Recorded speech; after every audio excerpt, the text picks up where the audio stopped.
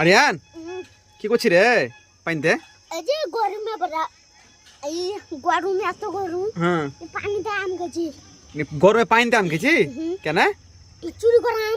চুরি করাম? তো চুরি করাম নি চুরি করাম তো খেয়েছি করতে পারলি আন তুই ওই গাছ থেকে? সুমনাদের কাছ থেকে। ঠিক আছে তো পানি থেকে আম খেয়েছি তুই আমি বুঝতে পারি না।